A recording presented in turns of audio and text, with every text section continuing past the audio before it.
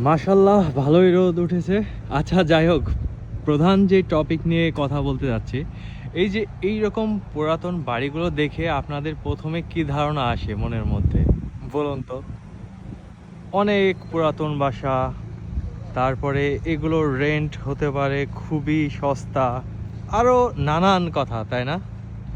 মজার বিষয় হলো, বাসাগুলো দেখতে এত পুরনো, এত জঘন্য মনে হলেও ভেতরে কিন্তু অনেক লাক্সারিয়াস, মানে ধারণার বাহিরে। আপনি যখন গেট খুলে কারো বাসায় ঢুকবেন, অবাক হয়ে যাবেন লিটারেলি।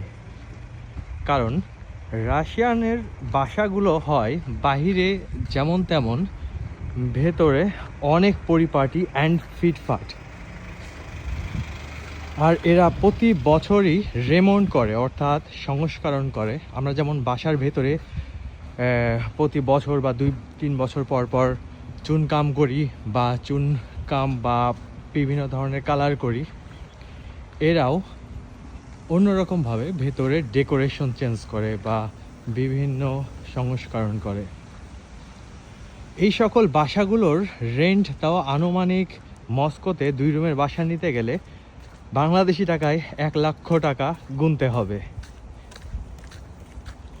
কারণ ভেতরে অনেক লাক্সারিয়াস। সো বাহিরটা দেখে ভেতরটা জাজ করা যাবে না। এটা অনেকটা নেভার জাজ আ বুক বাই ইটস কাভার, এমন টাইপের।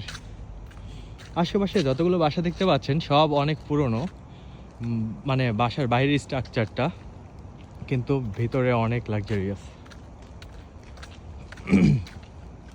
আর যদিও এটা অনেক আগের বাসা, সোভিয়েত আমলের, কিন্তু ভেতরটা প্রতি বছরই পরিবর্তন করা হয়।